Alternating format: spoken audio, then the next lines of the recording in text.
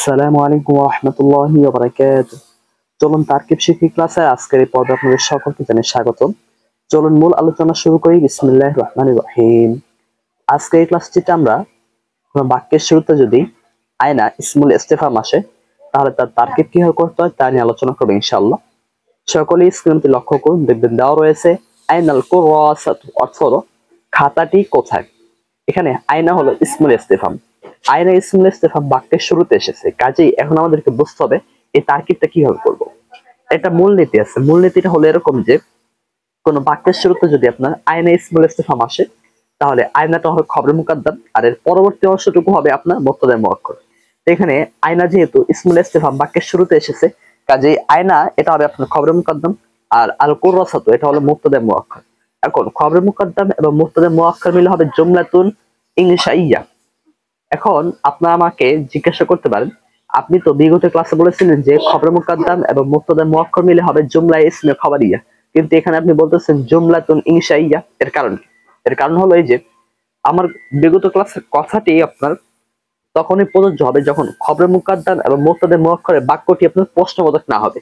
এখানে আইনাল কুরাসাতু এটা খবরে মুকাদ্দাম এবং মুবতাদা মুআক্খার হয়েছে ঠিকই, কিন্তু বাক্যটা হলো প্রশ্নবোধক, তাই এখানে হবে জুমলাতুন ইনশাইয়্যা।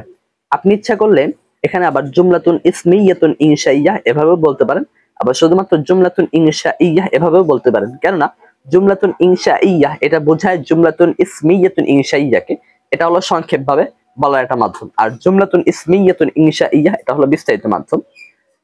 এখন পরবর্তী বাক্যটুকু খেয়াল করুন, লেখা রয়েছে আইনাল হাদিকাতু, অর্থ হলো বাগানটি কোথায়। এখানে বাক্যের শুরুতে আয়না এসেছে, আয়না হলো ইসমুল ইস্তেফাম, আর আমরা জানি বাক্যের শুরুতে আয়না ইসমুল ইস্তেফাম আসতে আয়নাটা হবে খবরে মুকাদ্দাম। এই হিসেবে আয়না হলো খবরে মুকাদ্দাম আর আল হাদিকাতু এটা হলো মুবতাদা মুআক্খার। এখন খবরে মুকাদ্দাম এবং মুবতাদা মুআক্খার মিলে হবে জুমলাতুন ইসমিয়াতুন ইনশাইয়্যা। কেননা এখানে বাক্যটা আপনার প্রশ্নবোধক, আর বাক্য প্রশ্নবোধক হলে খবরে মুকাদ্দাম এবং মুবতাদা মুআক্খার মিলে হয় জুমলাতুন ইসমিয়াতুন ইনশাইয়্যা। আর খবরে মুকাদ্দাম এবং মুবতাদা মুআক্খারটা যদি এমন বাক্যের ক্ষেত্রে হয় যেটা প্রশ্নবোধক নয়, তাহলে সেখানে হবে জুমলাতুন ইসমিয়াতুন খবরিয়া। আশা করি বিষয়টা বুঝতে পেরেছেন।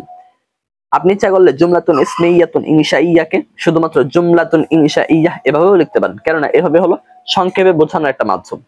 এরপর দেখুন লেখা রয়েছে আইনাল মাদ্রাসাতু, অর্থ হলো মাদ্রাসাটি কোথায়। এখানে আয়না ইসমুল ইস্তেফাম, এরপর নিচে লিখবেন খবরে মুকাদ্দাম, আর আল মাদ্রাসাতু এটা হলো মুবতাদা মুআক্খার।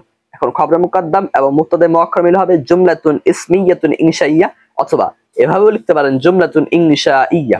একটা কথা মনে রাখবেন, আপনি আয়না এখানে ইসমুল ইস্তেফাম এটা খবর মুকাদ্দাম হবে, এটা আপনি সরাসরিও লিখতে পারেন, আবার আয়না এটা টান দিয়ে নিচে ইসমুল ইস্তেফাম এরপর খবর মুকাদ্দাম লিখতে পারেন। অর্থাৎ আপনি শুধুমাত্র খবর মুকাদ্দাম লিখতে পারেন আয়নাকে, আবার ইসমুল ইস্তেফাম লিখে খবর মুকাদ্দামও লিখতে পারেন, দুইভাবেই সহি আছে। তবে সবচেয়ে উত্তম হলো আয়নার নিচে একটা টান দিয়ে লিখবেন ইসমুল ইস্তেফাম, এরপর নিচে লিখবেন খবর মুকাদ্দাম। আর যদি আপনি শুধুমাত্র খবর মুকাদ্দাম লিখে দেন তাহলে বাক্যর তারকিব হয়ে যাবে ঠিকই, কিন্তু সেটা উত্তম পদ্ধতি হবে না। তাই আশা করি আপনারা উত্তমটাকেই গ্রহণ করবেন। আশা করি আজকে এই ক্লাসের মধ্যে আমরা যে সমস্ত বাক্যের তারকিব নিয়ে আলোচনা করেছি তা আপনারা বুঝতে পেরেছেন।